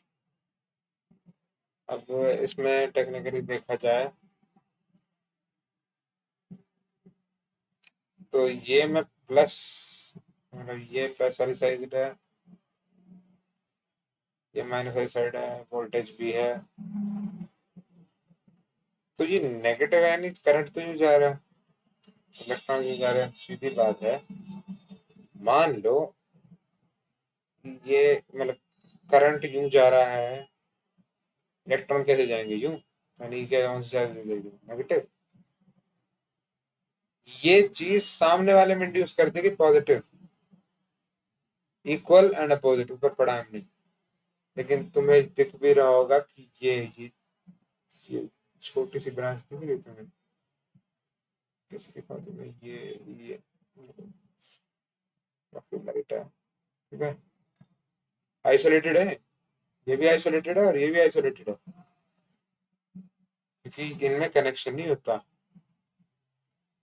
तो ये जब पहले जीरो था इसमें चार्ज, तो अब भी जीरो ही होगा, तो ये फिर नेगेटिव, ये उतना ही पॉजिटिव बना लेगी रिड्यूस करके, फिर ये उतना ही नेगेटिव, उतना ही पॉजिटिव, उतना ही नेगेटिव हो गया, और ये उतना ही पॉजिटिव, वही हो गया। ये और ये सब सब पे सेम चार्ज है, सब पे, ये सीरीज के साथ कहानी है, ठीक है। अब हम देखते हैं पैरेलल। पैरेलल में अब हम देखते हैं, ये बैटरी बन गई, प्लस माइनस, ये गया, करंट जा रहा है, जा रहा है, जा रहा है, सिंपल सी बात है, इस एंड और इस एंड में पोटेंशियल तुम्हारा सेम ही होगा, बहुत ही ऑब्वियस सी बात है, जितना बैटरी का था उतना ही, मतलब एंड है यार ये, मतलब इनका पोटेंशियल तो बराबर वही होगा, सॉरी, इनका पोटेंशियल सेम नहीं होगा, पोटेंशियल ये ही होगा, लेकिन इन तीनों के अक्रॉस सेम होगा, क्योंकि इनके तीनों के कॉम्पोनेंट्स हैं, तो इनके अक्रॉस पोटेंशियल सेम होगा। लेकिन जो हर एक में पोटेंशियल जाएगा, मतलब पोटेंशियल नहीं, अब बात होती है चार्ज की। तो ये जो चार्ज बन रहा है तुम्हारा, मान लो क्या बताओ, C1, C2, C3, इसको कैसे निकालोगे तुम, C1 is equal to Q by V, Q by V, तो Q is equal to C1V, ये क्या हुआ, Q1 लोग बता सकते, Q1, similarly Q2 is equal to C2V and Q3 is equal to C3V। Same चीज मैं अब इसको लेके चलता हूँ,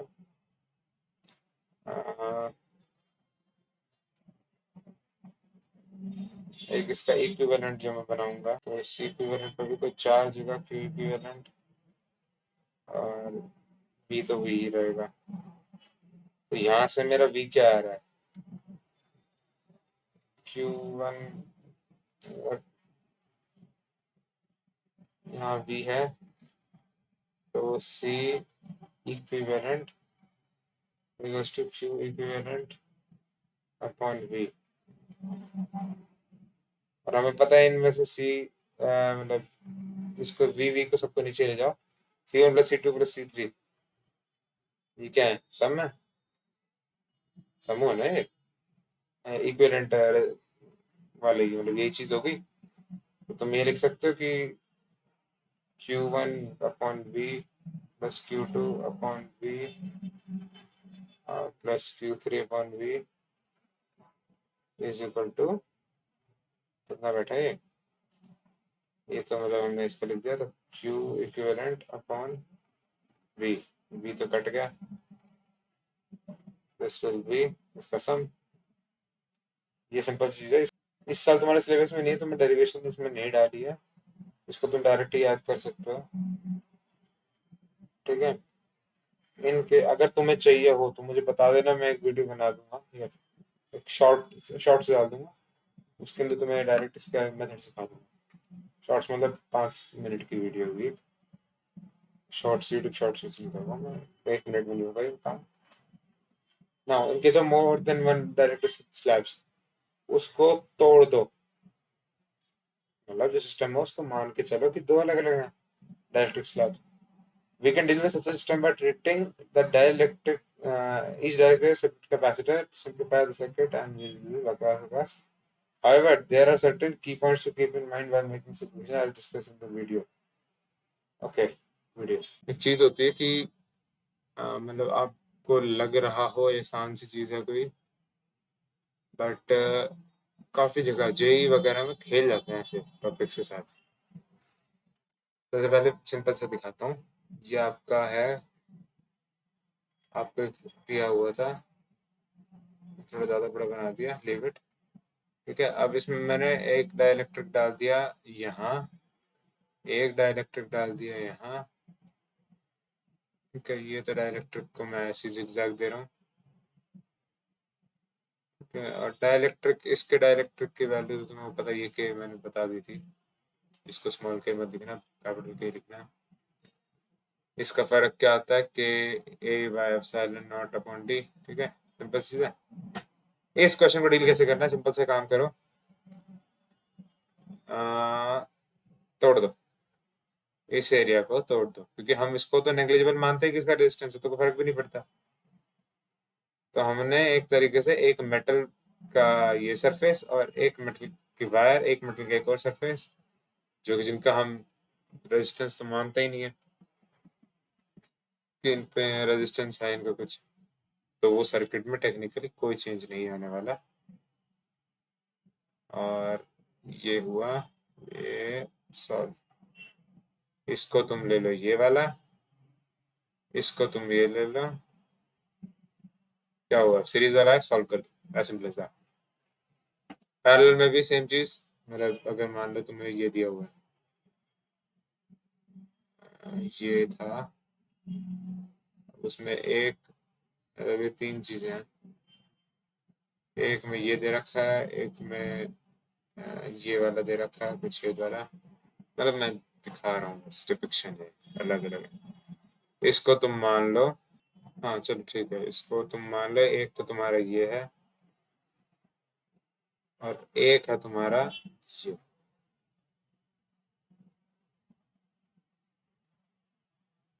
क्यों? उसका रीजन भी सिंपल सा है, इन दो में क्या चीज सेम है, सिर्फ एक चीज सेम है, इन दोनों के क्रॉस पोटेंशियल सेम है। यहाँ का पोटेंशियल सेम नहीं है, सेम है, कुछ चेंज नहीं करा मैंने। इसमें यूं तो करंट जाएगा नहीं, करंट तो फ्लो ही नहीं करता इनमें, डाइलेक्ट्रिक में तो इलेक्ट्रिक फील्ड के थ्रू करंट ट्रैवल करवाता है अपने थ्रू, तो यहाँ भी इलेक्ट्रिक फील्ड तो करेगी, इनमें आपस में तो होती नहीं है। तो ऐसे करेंगे, इसको तुम ऐसे डील कर सकते हो। दिक्कत कहाँ आती है, मतलब सबसे तो मैं क्वेश्चन के बीच में करवा दूंगा एक, एक जैसे ये है तुम्हारा, ये है तुम्हारा ये वाला, ये है तुम्हारा छेद वाला, और ये कर देता हूँ सर्कल वाला। चलता है इसमें कुछ नहीं ना, तो इसको तुम कैसे बनाओगे, ये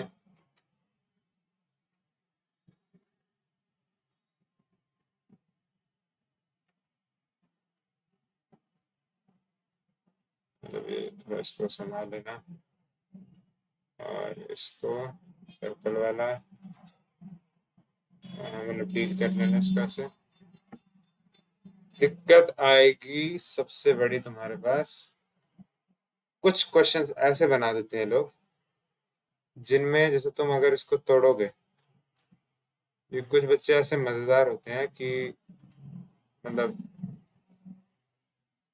क्या बताया जाए कि जब भी आप रिजॉल्व करो ना, ये चीज याद रखनी है आपको कि पोटेंशियल बराबर होना चाहिए दोनों एंड्स पे। मतलब जैसे आप ये तोड़ रहे हो, अगर पैरेलल वाले को तोड़ रहे हो तो उसके पोटेंशियल होता है, कि कुछ क्वेश्चन ऐसे आ जाते हैं कभी कभी, कॉम्पिटेटिव में ही आएंगे, जेई वगैरह में, कि उसका जब आप सर्किट बनाते हो ना, उसको ब्रेक करने का तरीका आपको बहुत मैटर करता है कि आप तोड़ते कैसे हो इस सर्किट को। किसी ने अगर इसको यहाँ से तोड़ दिया और उसको ऊपर वाले को दो को सीरीज में, नीचे वाले दो को सीरीज में लेके चला, ऊपर वाले को दो को सीरीज में ले लिया, तो पोटेंशियल ड्रॉप विल चेंज। बल्कि टेक्निकली इसको यहाँ देखा जाए तो यहाँ पे इसके अक्रॉस, पूरे के अक्रॉस सेम है पोटेंशियल, वहां पे अलग है, तो गलत करने के चांसेस हैं। कई क्वेश्चन तो में आपको ऐसे करना पड़ता है, कई अलग अलग ऐसे कॉम्बिनेशन होते हैं। यहाँ पे आप ये चीज याद रखना कि पोटेंशियल पर आपको ध्यान रखना है, जो आपकी मेन चीज होती है कि पोटेंशियल सेम होना चाहिए उस चीज के क्रॉस, कि यहाँ से यहाँ तक पोटेंशियल सेम होगा, तो आपको जो चीज बनानी है उसका इक्विवेलेंट सर्किट, उसमें पोटेंशियल उसके क्रॉस सेम रखना है, बजाय कि इसको दो हिस्सों में तोड़ के एक को ऊपर के साथ ले लिया, एक को नीचे के साथ ले लिया। फिर काफियों में वो हो भी रहा होता है। अब मैं सच्ची बताऊं तो ये आंसर वही है, इसमें ऐसे करना है। ये गलत है। रीजन बताऊं? क्योंकि मतलब इतना बढ़िया तरीके से कन्विंस करा होगा ना तुम्हें मैंने। ये है कि थोड़ी देर के लिए मुझे ऐसा लग रहा था जैसे मैं खुद गलत बोल रहा हूँ शायद। इसमें क्या गलती है बताओ? इसके अंदर गलती नहीं निकाल सकते तुम? इनका एक एंड है इसी की तरह सेम पोटेंशियल से कनेक्टेड, ठीक है। बात ये है कि इसमें तुम देखो, इस जॉइंट का जो पोटेंशियल है वो पोटेंशियल इस जॉइंट के पोटेंशियल से बराबर है? नहीं। जॉइंट के पोटेंशियल पे बहुत डिपेंड करता है। अगर ये जॉइंट का पोटेंशियल बराबर ही नहीं है, तुम इसको यहाँ कैसे बना सकते हो बराबर? सिंपल सी चीज है, जब इसका डाइलेक्ट्रिक कांस्टेंट अलग है, इसके यहाँ सब कुछ अलग, सिस्टम बदल जाता है, इसका चार्ज बदल जाता है, सब कुछ बदल रहा है। तुम ले ही नहीं सकते इस चीज को। तुम्हें इस तरह लेना पड़ेगा, क्योंकि इस तरह इस एंड का पोटेंशियल सेम है, लेकिन यहाँ ड्रॉप सबके अक्रॉस पोटेंशियल ड्रॉप्स अलग है। ठीक है, ये क्वेश्चन था वो, बहुत स्मार्ट क्वेश्चन है। गलती करते हैं बहुत, बहुत डिपेंड करता है क्वेश्चन पे तुम्हारे कैसे कैसे है। अभी कॉमन हो चुका काफी, देख लेना, थोड़ा हिसाब लगाना इस चीज पे। अभी मैं दूसरा करता हूँ, ठीक है। Now energy stored, work done. यार अब क्या बताऊं मैं। when we transfer charge from plus minus से प्लस, यानी माइनस जो भी है, work has to be done. ठीक है, सही बात है, चार्ज ट्रैवल करवाने के लिए वर्क करना पड़ता है, और उसको हम बोलते हैं इलेक्ट्रिक फील्ड एनर्जी। और यहाँ पे हम, क्योंकि कैपेसिटर के उसमें हम इलेक्ट्रिक फील्ड के थ्रू हम क्या बोलते हैं, एक तरीके से करंट पास करवा रहे होते हैं, ये वाला वर्क होता है, एक तरीके से इससे हम बीच में पोलैरिटी वो इलेक्ट्रिक फील्ड बने। ठीक है। Also we know the work done is equals to delta U. ठीक है। V is equals to Q by C, ये भी पता है हमें, ऊपर ही निकाला। We can say dW, यानी small amount of work done is equals to V dot dQ। क्यों? इसका जवाब बताओ। एक्सप्रेशन क्या था? एक मिनट, एक्सप्रेशन अब तक हम क्या लिख रहे थे? V is equals to KQ by R, E is equals to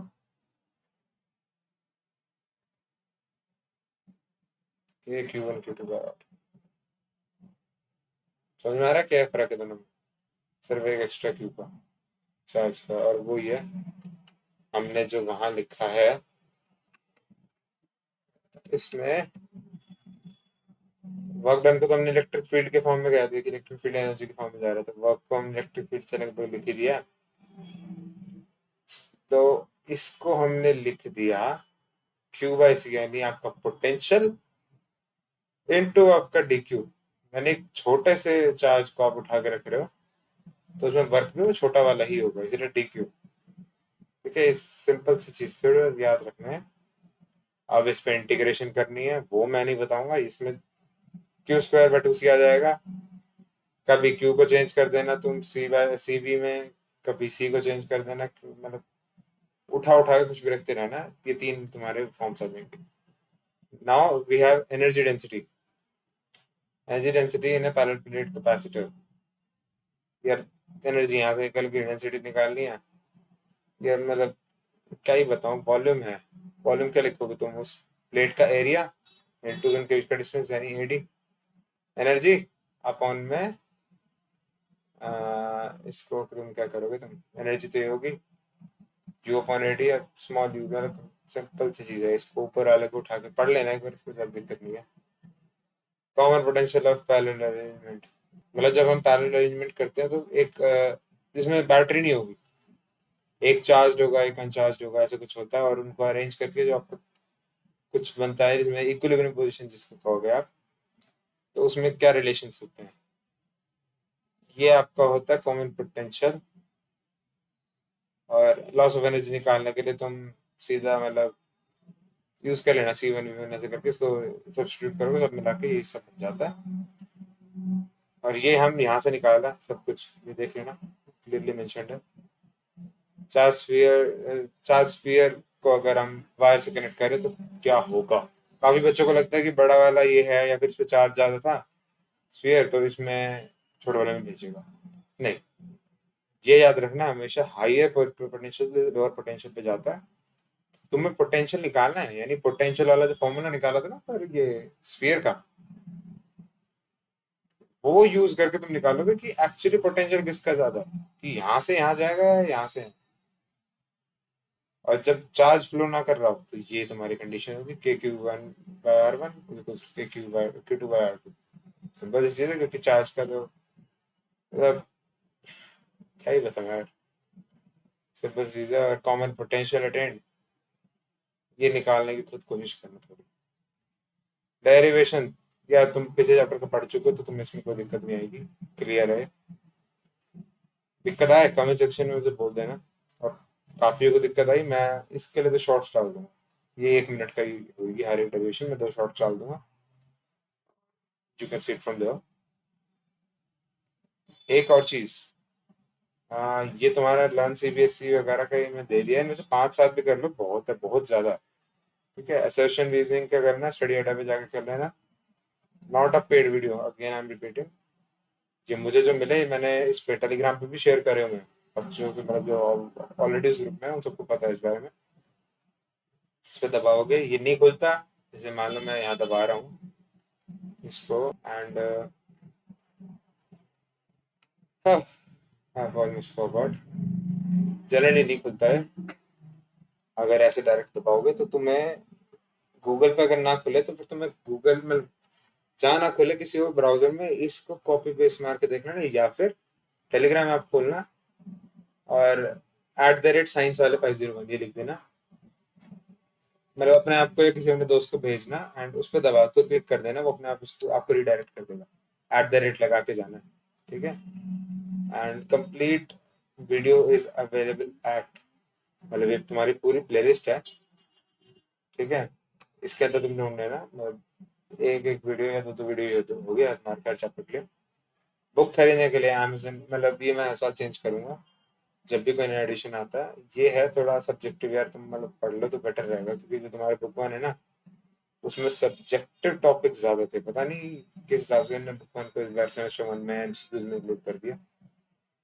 तो पढ़ना हो तो अभी तुम पढ़ सकते हो, ये आर्यन CBSE है, हालांकि मैंने उसकी PDF डाली हुई है, पर PDF मेरे हिसाब से इतनी मस्त होती नहीं है यूज करने के लिए। प्रेफर करूंगा बुक खरीद लेना, ये अमेजोन से 200 एंड समथिंग रुपीज की है, ज़्यादा महंगी नहीं है, सच बता रहा हूँ। बहुत मोटी बुक है बट महंगी नहीं है उस हिसाब से, रेट इतना नहीं है। और बुक बहुत अच्छी है, आप चैनल पे जाके देख सकते हो उसकी स्कैन PDF। और फ्लिपकार्ट से लेनी होती है यहाँ से ले लेना, दोनों खोल के देख लेना एक बार, जहाँ सस्ती पड़ रही है वहाँ से खरीद लेना, मुझे कोई दिक्कत नहीं है,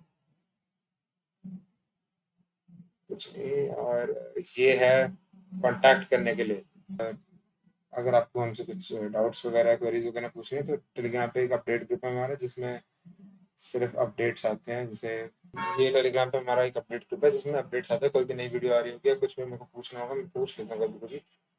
और एक है हमारा डिस्कशन ग्रुप, इसमें आप अपने क्वेश्चंस पूछ सकते हो, एंड कुछ भी आपको टिप्स वगैरह चाहिए you are free to ask. एक है हमारा यहाँ ये इंस्टाग्राम, मतलब इतना एक्टिव नहीं है ये बना देते शौक शौक में, लेकिन या यू कैन कॉन्टैक्ट। थोड़ा टाइम लग सकता है देखने में। यहाँ मैं प्रेफर करूंगा, यहाँ तुम पूछ लेना। यहाँ स्टिल मतलब यहाँ कर लेना ट्राई, हो सकता है मेरे टाइम में मैं इसको यूज करूँ थोड़ा। जीमेल, कुछ भी कांटेक्ट करना हो, किसी को स्पॉन्सरशिप भी करनी हो, मैं ओपन हूँ। ठीक है, तो जीमेल वगैरह मुश्किल ही करोगे तुम में से भी। और लिंक्डइन आप फॉलो कर सकते हैं ना वहाँ पे। और कोरा, ये हमारा उसका ऑफिशियल पेज है कोरा का, और मेरे भी अकाउंट मिल जाएगा आपको वहीं पर। तनिष्क यादव नाम से ही हूँ मैं, मिल जाएगी मेरी एक फोटो तुम्हें। तो वहाँ पे मैं क्वेश्चन आंसर्स बहुत करता हूँ, तो या you can see me there. और फेसबुक ये भी बनाया था, इन पे इन दो पे मैं मतलब मैं कहूँगा फॉलो करना कर लेना। प्रेफरेंस इनको ज़्यादा मत देना, इसको ज़्यादा प्रेफरेंस दो, इसको ज़्यादा प्रेफरेंस दो। ये तुम्हें ये तीनों तो फॉलो करने के लिए, ये चारों मेन है, इनको कर लेना। ठीक है, दैट्स ऑल फॉर टुडे। तो see and have a good day. It's a bye from Tanish Yadav.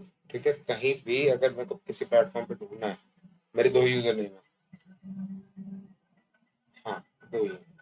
या तो तुम सर्च कर देना तनिष्क की, इसमें एच दो बार आएगा। ठीक है, या फिर Tanishk Yadav, simple, without space. कभी कभी अगर वर्स्ट केस रहा, जो कि अभी तक नहीं है, तनिष्क 501, ये दो ही यूजर नेम होते हैं मेरे। अभी तक तो नहीं आया, बट मैंने वर्स्ट केस के लिए रखा हुआ था। सर्कल पता नहीं क्यों होता। कहीं भी किसी प्लेटफॉर्म पे ढूंढना है मुझे सर्च करके बता देना, और ना मिले कहीं बता देना, मैं आ जाएंगे वहीं पे। ठीक है, गुड बाय।